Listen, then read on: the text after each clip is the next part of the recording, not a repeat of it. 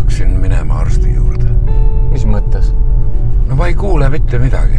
See auto on nii vaikne, et ma tõesti ei kuule mitte midagi. Mootor nagu ei käikski. Valgusfoori taga oli korraks nagu mingi kummaline jorin. Kuule, isa, elektrikad ei teegi häält ju. See, mida sa kuuled, see tuleb väljast. Ja seal valgusfoori taga see oligi mingi vana plärisev ja tossav kaubik. No teisi autosid ma nagu kuulen. Teetöömasinaid ja muud sellist, aga seda autot küll mitte. Võimas. See on tõeline meistriteos.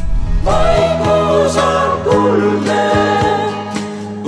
aga sa ei näe.